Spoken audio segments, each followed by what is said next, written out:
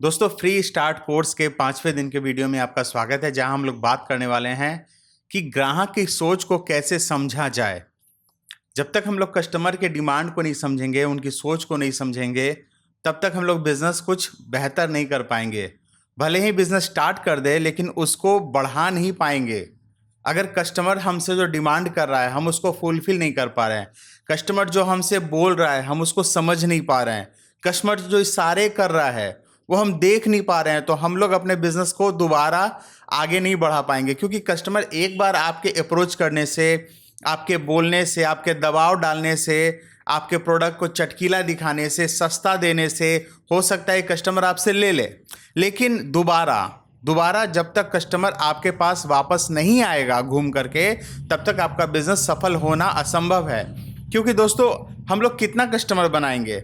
एक कस्टमर अगर repeat order नहीं देता है, और या फिर वो दूसरों को रेफरेंस नहीं देता, या फिर दूसरे बाहरी कस्टमर आपके सर्विस को, आपके संतुष्ट ग्राहक को देख करके आपके पास वापस नहीं आते हैं, आपके कस्टमर नहीं बनते हैं, तो आपका बिजनेस सफल नहीं है। तो उसके लिए हम लोग को क्या करना पड़ेगा?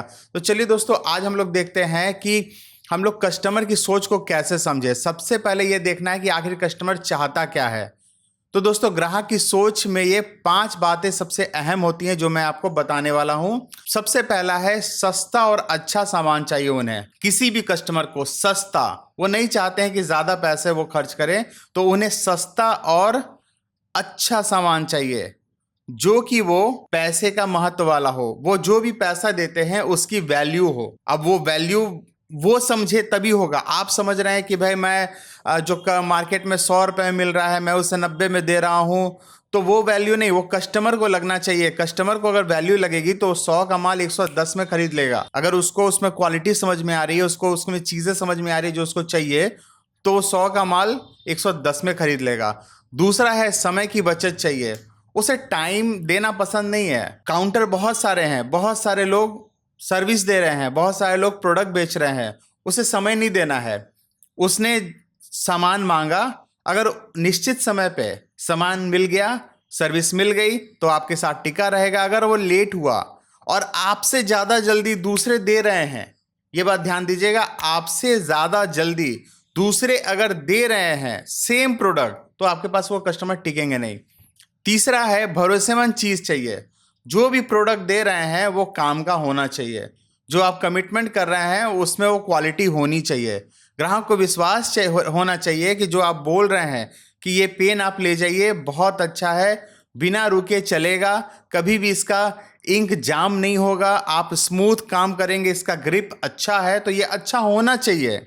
अगर आप कमिटमेंट ये सारे करते हैं और काम नहीं आता है, वो जब लिखता है तो इंक जाम हो जाता है, ग्रिपिंग ठीक नहीं है, थक जाता है, तो फिर ये ज़्यादा दिन नहीं टिकेगा। दोबारा आपसे कस्टमर ये पेन लेने नहीं आएगा। तो जो भी आप कमिटमेंट कर रहे हैं उस पर आप खरे उतरिए। चौथा है, अच्छा व्यवहार चाहिए।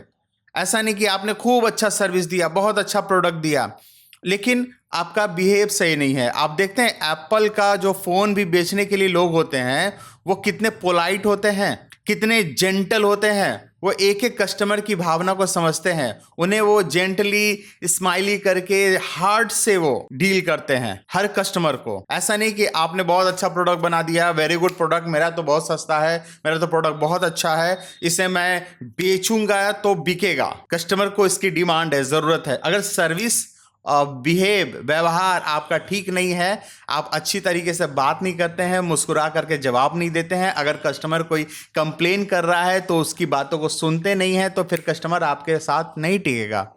व्यवहार उन्हें चाहिए ही चाहिए। उन्हें फील कराना होगा कि वो 5 रुपए का सामान ले रहे हैं या 5 लाख का सामान ले रहे हैं। उन्हें फील कराना होगा कि आप हमारे लिए मायने रखते हैं, आपको प्रोडक्ट बेच रहे हैं और आप इसको खरीद रहे हैं, तो ये हमारे लिए गर्व की बात है। आप हमें सर्विस करने का मौका दे रहे हैं, इसके लिए मैं आभारी हूँ। आप ये मेरे प्रोडक्ट को परचेज कर रहे हैं, इसके लिए मैं आभारी हूँ। इस तरह का व्यवहार अगर रहेगा तो आपका बिजनेस चलेगा ही चलेगा। और कुछ नया और अलग चाहिए। अगर वही चीज है जो दूसरे काउंटर पे है, वही सर्विस है जो दूसरे जगह पे है, तो फिर आपके पास क्यों आएंगे? आप कुछ तो दोगे, आप अच्छी क्वालिटी दोगे, अच्छा व्यवहार दोगे, समय जल्दी काम करके दोगे, है ना। आफ्टर सेल सर्विस अगर ठीक से दोगे तो फिर तभी ना टिकेगा कस्टमर। कुछ तो अच्छा दोगे अगर आप नया काम शुरू कर रहे हो तो। तो ये 5 पॉइंट थी जो मैंने आपसे बात करी। दूसरा है ग्राहक कितने तरह के होते हैं। ग्राहक होते हैं 3 तरह के। पहला होते हैं कीमत देखने वाले, मतलब उनको चाहिए रेट, उनको अगर रेट सस्ता मिलेगा तो वो खरीदेंगे, उनको सबसे सस्ता चाहिए। तो क्या करिएगा, उनको ऑफर दीजिए, बंडल बनाइए कि भाई एक के साथ एक फ्री है और ले जाइए। दूसरे होते हैं फैमिली खरीदार, उनको चाहिए कि भाई एक बार मैं सामान आपसे लूँ ना तो आप अच्छा सामान दीजिए कि मुझे दोबारा बार बार दौड़ के नहीं आना पड़े, एक बार मैं आंख बंद करके आपके पास आऊँ और मैं पुर्जा लिखवा दूं या फिर आपको बोल दूं आप वो प्रोडक्ट मुझे दे और मैं जो घर पे लेके जाऊं तो वैसा ही निकले जैसा पिछली बार निकला था या फिर जैसा आप बोल रहे हैं, तो वैसा चाहिए। तो उनको अच्छा से पैकिंग करके दीजिए और जेंटल व्यवहार करिए, उनको उनके फेथ को खराब मत करिए, उनके भरोसे को बर्बाद मत करिए, हमेशा उनके भरोसे पे खरे उतरिए।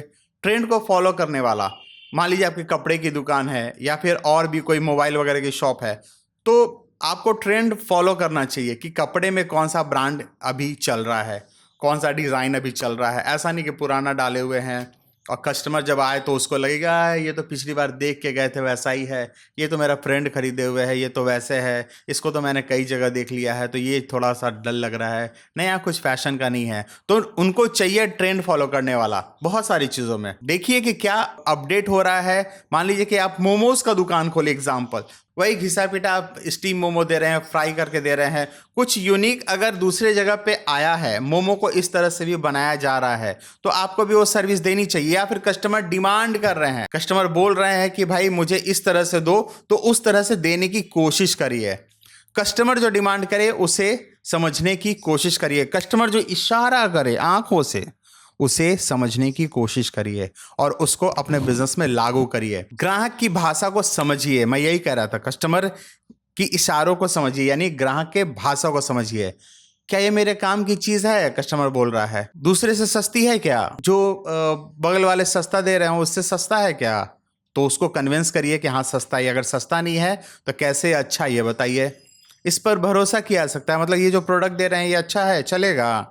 बहुत सारे कस्टमर ऐसे आते हैं जो दुकानदार के भरोसे पे सामान लेते हैं, इलेक्ट्रॉनिक्स आइटम्स दुकानदार के भरोसे पे लेते हैं। बहुत बार कुछ अगर प्रोडक्ट लेना होता है, कपड़े लेने होते हैं, तो कस्टमर दुकानदार के विश्वास करते हैं, दुकानदार पे भरोसा करते हैं कि नहीं आप ये ले जाइए बहुत अच्छा होगा।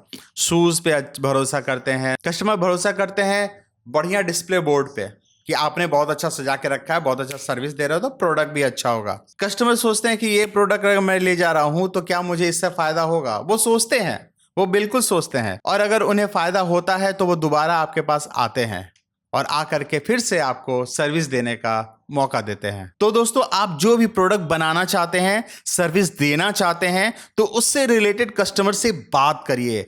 आप कुछ डेमो प्रोडक्ट बनाइए, डेमो सर्विस रखिए, जो कि कस्टमर को दिखाइए और उनसे बात करिए। तरह तरह के बहुत सारे कस्टमर से बात करिए, सभी को नोट डाउन करिए, क्या वो चाहते हैं, क्या सुधार चाहते हैं, क्या उन्हें इच्छा है, या फिर दूसरे जो प्रोडक्ट लेते हैं उसमें क्या अच्छा लगा उन्हें, क्या खराब लगा, इन सभी बातों को नोट करिए। वो क्यों बार बार एक ही दुकान पे जाते हैं, ये भी चीजें नोट करिए। वो क्या वहां पे विशेष मिलता है कि उस दुकान को वो छोड़ नहीं रहे हैं। एक पेपर पे आप सारा का सारा नोट बनाइए कि आपका जो टारगेट ग्राहक है उसकी सोच क्या है और मैं उसे कैसे बेस्ट सर्विस दे सकता हूं जो दूसरे नहीं दे रहे हैं। दोस्तों, 2 तरह से बिजनेस होता है, या तो कस्टमर आपसे मांगे या फिर आप कस्टमर को बेचो। कस्टमर आपसे मांग रहा है, फिर भी उसमें भी आपको सर्विस देना होता है, प्रोडक्ट की क्वालिटी अच्छी होनी चाहिए, मतलब कि डिमांड उसका ज्यादा है। कस्टमर आपसे मांग रहा है कि भाई मुझे ये प्रोडक्ट चाहिए, मुझे तो जरूरत है, वहां पे नहीं मिल रहा, आप भी दो, तो आप दे रहे हो, तो आप उसमें जब बेहतर नहीं दोगे तो वो आपके पास दोबारा नहीं आएगा। मैं कश्मीर गया था, वहां पे मैं बहुत सारे ड्राई फ्रूट्स के दुकान पे गया, जहां से मैंने कुछ ड्राई फ्रूट्स खरीदे। तो ड्राई फ्रूट्स के दुकान पे गया, कुछ तो मुझे बहुत अच्छा प्रोडक्ट दी, मतलब कि अखरोट इतना मुलायम था कि उसे आप हाथ से तोड़ सकते हो। और कुछ लोगों ने क्या किया कि मैंने जब अखरोट उनसे मांगा तो दिखाया उन्होंने बहुत हल्का वाला और दे दिया साड़ा हथौड़ी से तोड़ने वाला। तो ठीक है, डिमांड है वहां पे, वो टूरिस्ट प्लेस है, लेकिन उससे आपकी इमेज नहीं बनेगी। वो जानते हैं कि यहाँ पे तो भाई लाखों लोग आ रहे हैं और जा रहे हैं, इससे मुझे क्या फर्क पड़ता है, लेकिन फर्क पड़ता है। लोग याद रखते हैं, जब वो दोबारा जाएंगे ना तो उन्हें वो चेहरा याद होगा जिसने उन्हें ठगा था। और जिसने उन्हें बेहतर सर्विस दिया था, बढ़िया प्रोडक्ट दिया था, उनका वो चेहरा याद रखेंगे। तो दोस्तों, कस्टमर डिमांड करता है, बहुत ज्यादा डिमांड है प्रोडक्ट की, लेकिन फिर भी आप सर्विस अच्छा दो, प्रोडक्ट अच्छा दो, जो भी बेचो बोल के बेचो कि ये इस क्वालिटी का है, मैं ऐसे रेट दूंगा, ये इस क्वालिटी का है, मैं ऐसे रेट दूंगा, ये इस क्वालिटी का है, मैं ऐसे रेट दूंगा।